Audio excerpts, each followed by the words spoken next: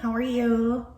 Okay, so welcome to another meeting. And we're going to talk about the song that we listened to in the shower. I have two songs to talk about today, like always.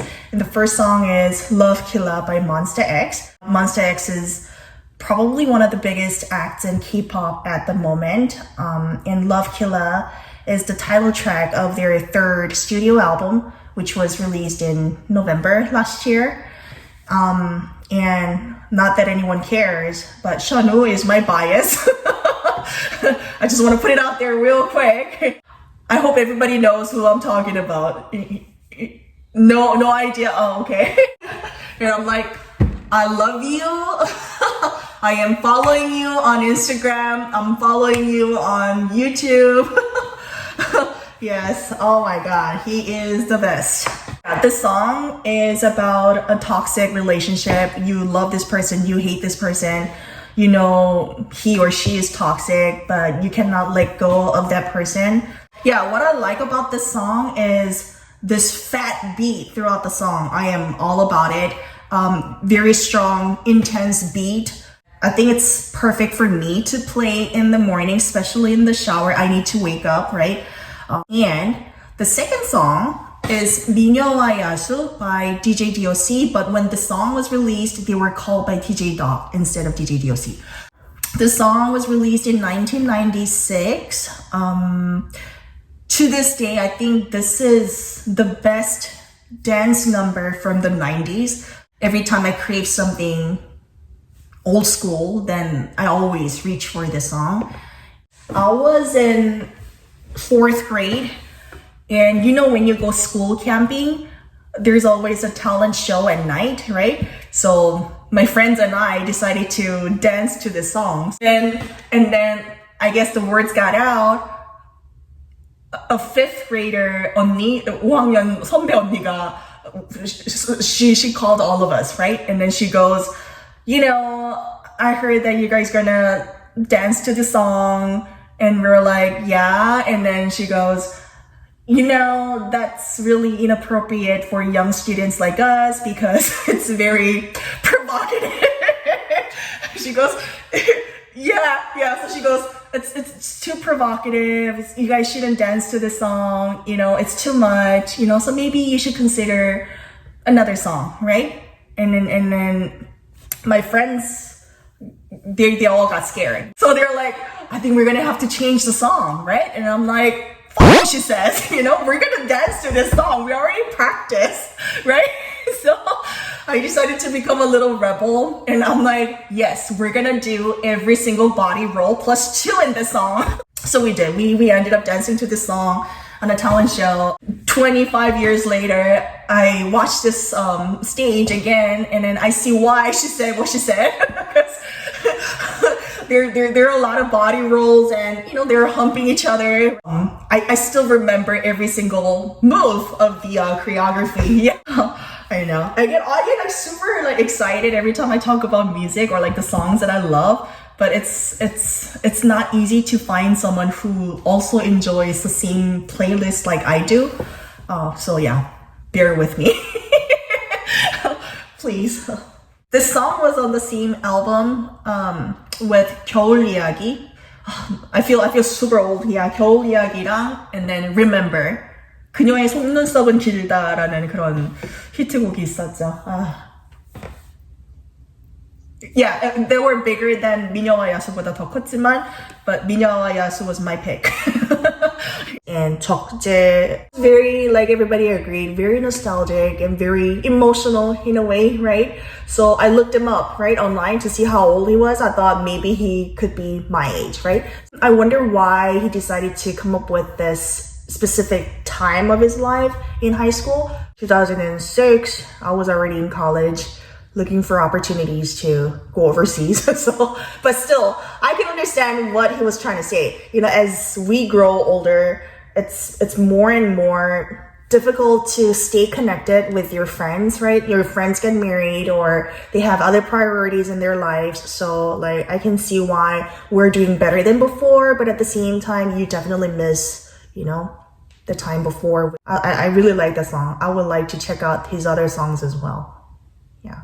And the second song, 방탄소년단, BTS, Forever Young. I think what makes BTS really special is the fact that they sing what they write and they write what they sing.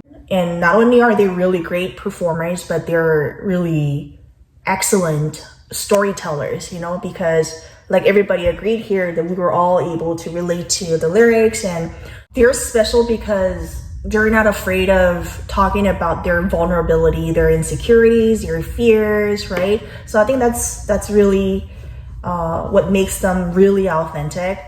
And I know just recently they were nominated for the Grammy Awards and they didn't win, right? And I think that really disappointed a lot of people, but I kind of saw that coming. I don't know if that makes sense, because the Grammy Awards they've been accused of being racially biased for decades. I guess I see the significance of the awards, how that can be their career milestone, but at the same time, I always want you to tell them that you guys have achieved something bigger than the Grammy Awards, and you don't need those white people's validation, you know, like you guys are great the way you are. Who cares about the very white-centric, racist, you know, committee's validation? Who cares? You do you know, don't worry about them. So, and I think, I guess it applies to other musicians and artists in Korea too. Like when they think about going overseas, they're thinking of going to Hollywood or breaking into the American music industry, but you know, they're already bigger than those local awards, right? So still, love BTS. The song's great. I wouldn't say it's my favorite song of BTS, but still, I think the lyrics are really, really well written, very genuine. Love their raw emotions and feelings, and you know, their honesty. I guess that's something that I really appreciate about BTS. Yeah, so great song choice once again. The songs are played on the radio, right? So they use a lot of metaphors and, you know, innuendos. So it doesn't surprise me. Yeah. But no one's judging you because you listen to the song. I listened to something worse than this, so don't worry about it. To me, Justin Bieber is like, whatever, not my favorite, but I don't hate him. I think he has done a lot of wonderful collaborations the past years. I think he's a great vocalist. I don't know so much about his personal life, but I know that he's married.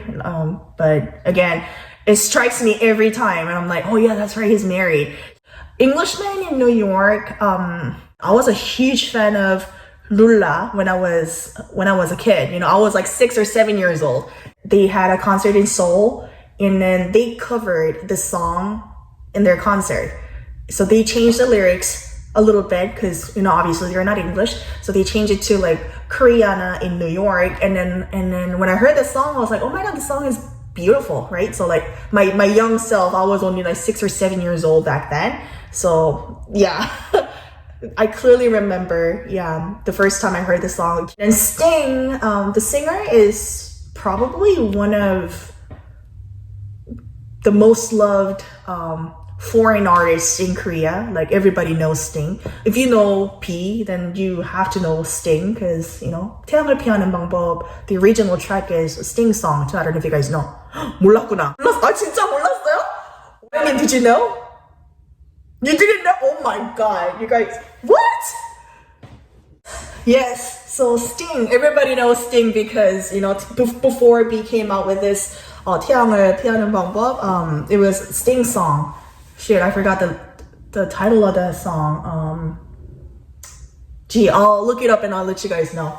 But yeah, so Sting is popular. So I have 2 song recommendations this week. The first song is Craig David's 7 Days. So how I came across the song is, so I purchased this compilation album called Now. I don't know if it's still out there, but again, back in the days when I was in like middle school, elementary school, it was on that album. I didn't purchase that album for this particular song, but the song ended up becoming one of my favorites from that album.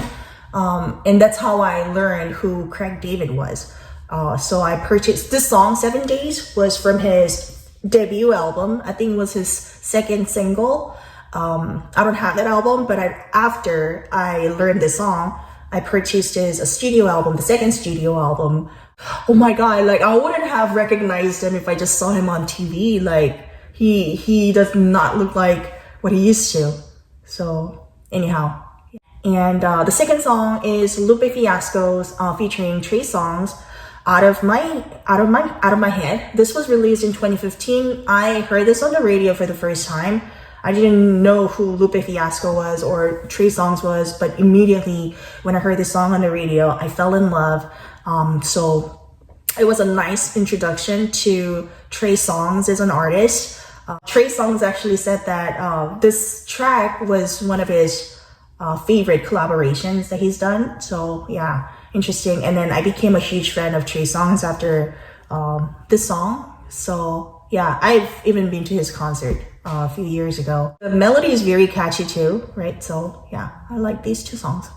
Thank you so much for your topic this week. Then, thank you everyone. Have a wonderful weekend. Rest well and see you next week, okay? Thank you. All right, bye-bye.